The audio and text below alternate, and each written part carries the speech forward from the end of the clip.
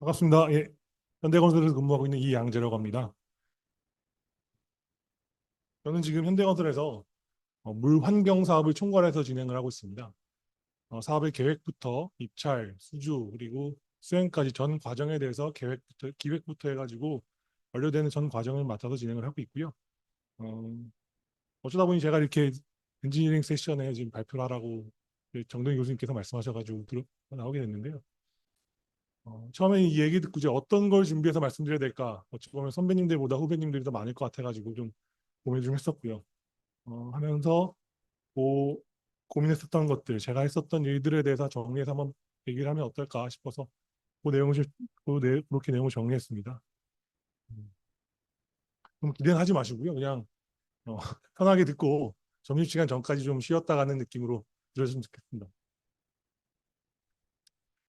일단 제가 하면서 이제 어떤 것들을 말씀드려야 될까 좀 고민했었습니다. 그래서 제가 했던 프로젝트들을 좀 정리를 해봤습니다. 처음에 2009년도에 현대건설에 입사를 해가지고 설계실에 있었습니다. 그때 저 뒤에 계시는 우리 최현석 부사장님께서도 같이 계셨었는데 보면 처음에 4대강 사업부터 해가지고 달성보 낙동강 살리기 사업 2209, 한강수 살리기 609 사업의 턴키를 진행했었고 그 다음에는 지금 광화문이라든가 노림천 유역에 지금 설치되려고 준비하고 있는 빗물조류 배수 시설 그거의 첫 번째 사업인 신월 빗물조류 배수 시설 설치 공사 이 사업을 참여했었습니다.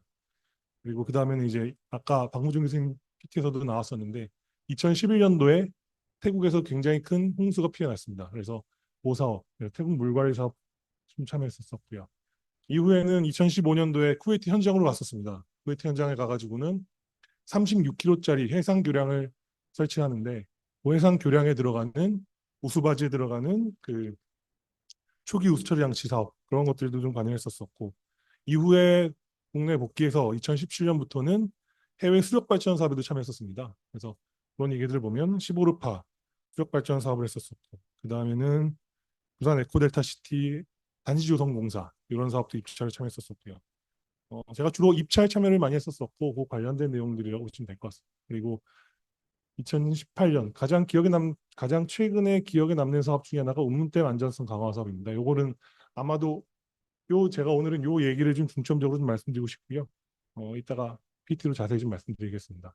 그리고 쿠웨이트 현장에 있었던 알주르 LNG 수입항 건설 공사에 있었던 사업들 그리고 그거는 설계실에 있었을 때 얘기고요. 이제 2019년도부터는 이제 현장이 아니라 이제 본사 사업 총괄팀으로 넘어오게 됩니다. 그래서 해수 담수화 사업 그리고 부산 에코델타 시티도 진행했었고 최근에는 수자원 사업이 없다 보니까 어, 성남 골프장 토양 오염 정화 사업 이런 사업도 하겠었고요. 가장 최근에는 영동 양수발전소 건설공사 입찰 설계도 같이 준비했었습니다. 사실 각각의 사항들을 보면서 어떻게 얘기할까 이게 사실 보시면 1년 단위거든요. 1년 동안 있었던 얘기들을 설명하려고 하면 뭐 30분도 부족하고 1시간도 부족할 것 같은데 그래서 각 간단한 기술사항들을 먼저 정리해봤습니다. 그래서 어, 바닥보공 보강 사례 그리고 수문이 진동했던 사례들 이런 사례도 있었고 한강사리 같은 경우에는 하천 준설하다 보니 지류하천과 본류하천의 경사가 급해져서 지류하천 보공을 했었던 사례들 신월 빗물조류 같은 경우에는 원래 처음에는 7.5m 직경으로 설계했었다가 수리 모형 실험을 하면서 반사파 영향이라든가 그런 부분이 있어서 관거를 크기에서 10m로 확대했던 사항들 있었고 그리고 지금 수도권 관계행성 같은 경우에는 분기관로 이런 것들에 대한 검토했었던 사항들이 있었었고요. 그리고 특히 2017년 시보르파 같은 경우에는 사실 인도네시아 사업입니다. 이게 주변에 미개 계측된 자료들이 없기 때문에 이 지역의 홍수량을 어떻게 산정할 것인가, 수량을 어떻게 산정할 것인가가 가장 큰 이슈여서 이게 발전량이랑도 연관되는 부분이기 때문에 그런 부분에 대해서도 같이 고민을 했었습니다. 그리고 요 문문댐 같은 경우에는 비상 방류시설 설치하고 노후 취스탑을 내진 개선해야 되는데 이걸 어떻게 안전하게 제한된 예산 내에서 마무리할 수 있을 것인가에 대해서 고민했었습니다. 나머지 사업들은 뭐 주로 단지 사업들이 많은데 최근에는 단지 사업 같은 경우에는 보수 배저 계획들을 최적화해서 단지의 토공량을 줄이거나 그리고 배수 어, 계획에 이제 설계 빈도를 높인다든가 할 수 있는 부분을 어떻게 고민할 수 있을까 이런 부분에 대해서 많이 고민했습니다. 사실 뭐 원래는 준비를 많이 했었습니다. 여기 달성부 같은 경우에도 슬라이드 한 20장 만들었다가 날렸고요. 시널도 동영상까지 찾아놨다가 이건 나중에 써먹어야지 하고 다시 또 빼놨습니다. 그래서 오늘은 여기 말씀드렸던 가장 최근에 제가 진행했던 운문댐 안전성 강화 사업을 중심으로 말씀을 좀 드리겠습니다.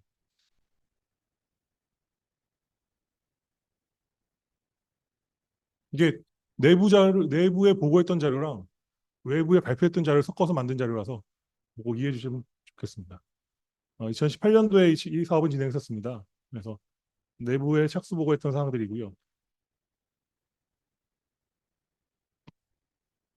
사업은 이게 지진 이 운문댐이 여기 운문댐이 여기입니다. 운문댐이 경상북도 청도군에 있는데 지진이라든가 댐의 노후화 등으로 해서 댐 안전 위험 요인이 증가하게 됩니다. 그래서 이때 여수로 이하의 물을 어느 시간에 뺄 수 있을 것인가 그런 거에 대한 과제가 있었습니다. 그래서 이 사업을 준비하다 보면서 비상방류 시설 신설하고 지진에 대한 기존 취스탑들이 전도라든가 붕괴되는 위험들이 있기 때문에 그런 부분을 안전성을 확보할 수 있는 어, 계획을 수립하고 공사를 수행하는 거였었습니다. 사실 이게 저희가 입찰을 참여했다가 떨어진 공사에서 좀 말하기가 편한 것 같고요. 만약에 공사하고 있었으면 좀 이게 좀 어려울 수 있을 것 같습니다. 공사 기간은 48개월의 계획이었고 공사비는 1,164억 원이었습니다. 사실 이 운문댐이라는 댐 자체가 용수 공급 전용 댐입니다. 대구 지역에 하루에 100만 명이 쓸 수 있는 용수를 공급하게 되고 30만 톤의 유량을 공급하는 시설이 되겠습니다. 아까 말씀드렸듯이 댐체가 있으면 상류에 있는 어,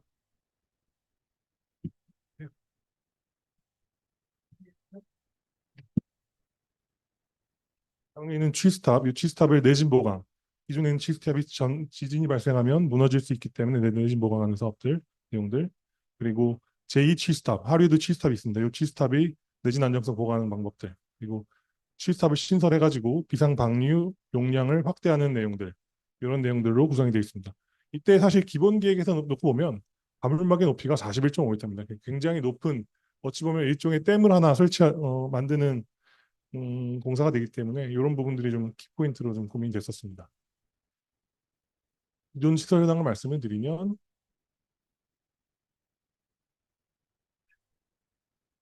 어, 문댐 현 전경입니다. 기존 댐이 있고요. 댐은 ECRD 열스코어 락빌 댐이고 측수령 여수로가 있었고 그리고 요때 수위는 계획 공수위는 152m, 상시만 수위는 150m. 여기서 가장 말씀드리고 싶은 수위는 여기 보조 여수로의 외우고 141.4m. 여수로 중에 가장 낮은 수위가 144m고요. 저수위까지가 122m입니다. 그래서 실제로는 144m까지는 141m까지는 여수로의 물만 열면 용수를 방류할 수 있습니다. 근데 그 밑에 있는 물, 우리가 용수를 공급하고 사용하기 위해서 저장하는 요물 141m부터 122m까지 요 사이의 물도 빼야 되는 상황들이 발생할 수 있기 때문에 그 부분을 배제하는 시설이 비상 방류 시설이라고 이해하면 좋을 것 같습니다. 문댐 주변 전경입니다. 이렇게 되어 있고요. 어, 아까 말씀드렸던 대구광역시로 30만 톤 용수 공급 현황입니다. 여기서 보면 여기 도수터널 2.5m의 도수터널이 있고 도수관로 통해서 자인 정수장 통해서 공급하는 시설이 있고 운문댐 하루에도 공급하면서 운문 정수장에서 16,000톤을 공급하는 시설이 되겠습니다. 기존 취스탑의 내진 보강이기 때문에 이 시설들을 보게 되면 내경은 6m, 높이는 42m, 높이가 40m 이상이 됩니다. 그래서 그런 것들을 보면 실제로는 현재는 내진 기준이 미달된 그런 사항들로 이해해 주시면 좋을 것 같습니다. H스탑이 사실 금호관 계통이기 때문에 2.5m의 직경을 통해 도스터널을 통해서 방류되게 되고요. 여긴 좀 JH스탑은 좀 작습니다. 용량이 좀 작습니다. 기존의 비상 방류 시설이라든가 하류 측에 있는 댐 시설들이 어떻게 되어 있나 하는 현황들입니다. 기본 계획에 대해 입찰 설계 준비하는 과정에 기본 계획 검토한 사항들이고요.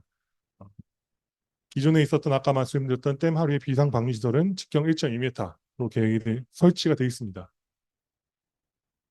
비상방류 시설을 말씀을 드리면 요거는 어찌 보면 여수로보다 좀 생소한 시설이 될 것 같고요. 어, 한국수자학회에서 비상방류 시설에 대한 규모 산정 기준에 대해서 얘기를 하는 것이 있습니다. 비상방류의 범위는 여수로 원료 예고부터 댐의 저수위 그리고 홍수기에도 물을 빼야 될 수도 있기 때문에 이 유입량을 어떻게 산정할 것인가? 홍수기는 평균 유입량 그리고 배제 기간 여수로 원료 예고부터 저수위까지를 빼야 되는데 배제 대상에서 75% 여기서 75%를 빼게 되면 75%까지 빼게 되면 실제로는 저류량의 한 50% 이상은 배제가 되게 됩니다. 그렇기 때문에 요 유량이 많은 구간은 빨리 빼고 유량이 적은 구간은 좀 천천히 빼자. 그렇게 돼서 배제 기간 이렇게 좀 계획을 잡았었습니다. 실제로 아까 말씀드렸던 것처럼 기존 비상방류 시설은 1.2m가 있었었는데 이 1.2m는 부족을 했고요. 그래서 추가적으로 1.7m만 1.7m의 비상방류관만 추가로 설치하게 되면 설계 기준 만족한다. 40에서 50일 이내에 용수를 충분히 배제할 수 있다. 그런 결론이 났었습니다. 그래서 여기 입찰 설계를 준비하면서 했던 프로젝트이기 때문에 1.7m짜리로는 굉장히 부족했고요. 그래서 좀 더 키울 수 있는 방법들 여러 가지 것들을 고민하게 됐었습니다.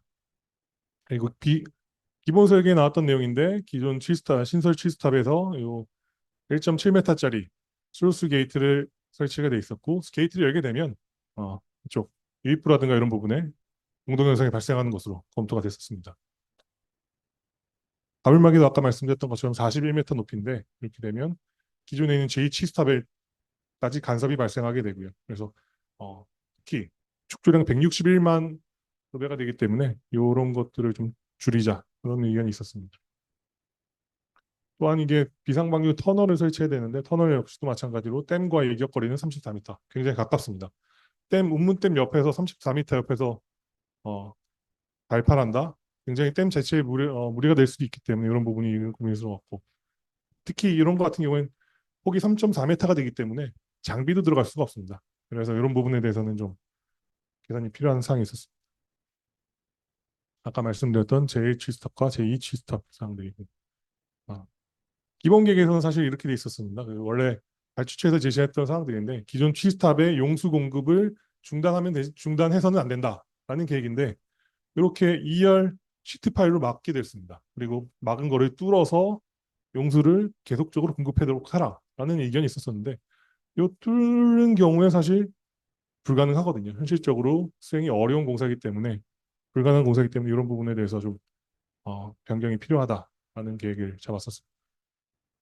그래서 추진 방향으로는 저희 내부적으로 굉장히 많이 고민했었던 사항들이고요. 아, 운문댐이 용수 공급 전용댐이기 때문에 수질 관리, 토치장 미개발, 그리고 바닥 가물막이 이런 부분을 좀 줄이자 이런 부분이 있었고. 그래서 기존 사례들을 좀 참고했었습니다. 보면 소양강댐 선택 취설비 공사했었던 원형 콘크리트 가물막이를 사용했던 방법들, 그리고 저희가 했었던 주암 도스터널인데 주암 도스터널에서의 아, 매립식 가물막이 설치하고 원형 지하 연속벽을 적용했었던 방법들 그리고 두 번째로는 일본 사례인데 강제 취탑을 수중 침설하는 공법 사실 이런 부분들도 고민을 많이 했었었는데 요것들이 요거 이외에도 사실은 뭐 케이스인처럼 수중에서 케이스처럼 만들어 가지고 그걸 가라앉히면서 취스탑을 만들어 보자는 얘기들 뭐 여러 가지 것들이 있었습니다. 그래서 이런 사례들이 있었었고 그래서 취스탑의 공법에 대해서는 여러 가지 검토했었고 취스탑의 위치도 마찬가지로 검토했었습니다. 처음에 있었던 요 급경사 위치에서 좀 더 안쪽으로 바꾸게 되면 가울막의 물량이 줄어들 수 있으니 이런 방법을 해보자. 뭐 위치도 검토했었었고요. 그래서 공법도 2열 시트 파일 그리고 원형 셀 그리고 지하 연속벽과 2열 시트 파일 동시에 하는 방법들 여러 가지 것들에 대해서 물량, 공사비 그리고 공사 기간, 장비 운영 여러 가지 것들에 대해서 다양하게 검토를 했었습니다. 그래서 이런 것들을 다 고민해서 결과적으로 어떤 게 최적의 결과가 나올 수 있을 것인가에 대한 이제 가물막에 대한 결론이 주에 도출이 되게 될 것 같고요.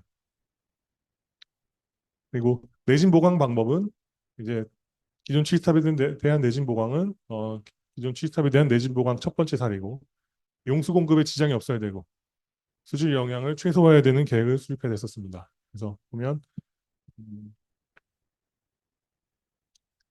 이런 부분들이 굉장히 안 좋은 부분들이 지진이 발생했을 때 하부 쪽에서 응력이 집중되는 부분이 있어서 안전율이 굉장히 낮게 나왔고요. 그래서 단면 안전성보다는 사실 전도 안전성, 취스탑이 넘어지는 현상이 가장 큰 임팩트가 있었기 때문에 이런 부분에 대해서 좀 고민이 많았었습니다. 그래서 저희 내부적으로 이런 안들을 검토했었을 때 처음에는 기본 계획에 나왔던 안들, 그 밑에 쪽에다가 사석 보강을 해가지고 넘어지지 않게 하는 방법들, 그리고 중간에 기존 취스탑 안에 중간에 강관으로도 한번 넣어보자 그런 방법들, 그리고 마지막으로 사실 첫 채택된 방법인데 음, 말뚝을 주변에 설치해서 중간에 잡아줘서 파일이 전도되지 않는 방법을 한번 해보자 그런 아이디어들이 있었습니다. 마찬가지 터널에 대한 계획들이 있고요. 댐체와의 이격거리가 가장 큰 이슈였고 장비 진입에 대한 문제가 있었습니다. 그래서 라튼 공법, 오픈 TBN 공법 두 가지 같이 검토했었고요. 그래서 이런 내용들을 가지고 설계를 좀 정리했었습니다. 그래서 최종적으로 도출된 결론들에 대해서 좀 말씀을 드리면요. 어, 지진에 대해서는 원래 댐의 붕괴 수준이라든가 구조적 안정성이라든가 그런 것들 보면서 옥문댐 같은 경우에 댐 내진 특등급 시설입니다. 그래서 내진 특등급에서는 원래 천년 빈도 재현 주기를 반영하게 되는데 입찰 설계이기 때문에 2400년 주기 좀 더 강화된 기준을 적용했었고, 그리고 비상 방류 기간을 단축할 수 있도록 관로의 광거의 크기를 좀 키우는 방법들, 그리고 댐의 안전성을 고려하기 위해서 무진동 무발파 시공 계획, 그리고 어, 가물막이 공법과 내진 보강 공법을 좀 적용하는 것들을 정리했었습니다. 그래서 2400년 주기를 반영한 내진 설계로 해서 어, 댐체는 천년 빈도에도 문제가 댐체는 설계 지진 주기 재현 주기가 천년일 때도 천년 빈도에 지진이 발생했을 때 약간 문제가 있다고 하더라도 비상 방류 시설은 그러면 안 된다. 그래서 더 강화된 기준을 적용해서 비상 방류 시설은 2400년 설계 기준 적용해서 썼고요. 그리고 아까 말씀드렸던 비상 방류 시설의 용량도 확대하기 위해서 기존 방류감 1.2m와 그리고 1.7m 기본 계획에 돼 있던 거를 2.8m까지 확대하는 계획을 세웠었습니다. 그래서 이때는 여러분들이 교과서에서 배웠던 달시 바이스바 공식을 직접 적용해가지고 유입구 손실, 곡관 무슨 손실부터 해가지고 다 해가지고 계산했었고, 유량이 불이 수도에 따라서 유량이 나가게 되면 저류량이 줄어들고, 저류량이 줄어들면 그거에 따른 방류량이 줄어들고, 이런 것들 순차적으로 계산을 해가지고 굉장히 많은 케이스를 잡았었습니다. 관거의 길이, 위치, 방법에 따라서 많은 검토가 있었습니다. 그래서 결론적으로는 2800ml로 저희가 방류 계획을 잡았었는데, 이거는 기계적인 부분들, 밸브의 문제들, 관관이 생성되는 관관이 사이즈가 얼마가 나오느냐, 터널을 얼마까지 만들 수 있느냐, 그런 부분까지 다 고려가 돼가지고 이런 최종적인 2.8m로 결론이 도출됐다고 말씀드릴 수 있겠습니다. TBM은 터널 고착은 TBM으로 하기로 돼 있었고요. 가물막이 공법은 지하연 속벽 링월. 그래서 가능한 사실은 육상 굴착이랑 수중 굴착 나중에 이거를 칠탑을 설치하고 나면 어, 다시 굴착해내야 되기 때문에 이런 부분들을 최소화할 수 있는 방법으로다가 좀 고민을 했었습니다. 사실 제일 안타까운 게 원래는 이 물 위에서 케이슨을 직접 제작해가면서 케이슨이 내려가면서 그거를 케이슨으로다가 치스탑을 만들고 기존 지반과 일체화시킨 다음에 그 다음에 물을 배제하는 방법을 고민했었었는데 기술적인 한계가 있는 건지 도전 의식이 부족했던 건지 그 부분 채택하지 못한 것이 좀 아쉽고요. 그래서 어, 기존에 있었던 치즈탑들은 이렇게 파일을 받고 주변에 변이지의 슬랩을 통해서 넘어지지 않게 하는 방법으로 어, 결정을 했었습니다. 그래서 기본적으로는 수중에서의 공사를 최대한 배제하자라는 마음으로 이 계획을 잡았었습니다. 그래서 이런 부분 같은 경우에는 저희가 특허를 내서 현대건설에 특허를 내서 저희가 이 공법에 대한 지적 재산권을 갖고 있는 사항으로 말씀드릴 수 있겠습니다. 이상으로 제가 준비한 슬라이드는 마무리해드리고요.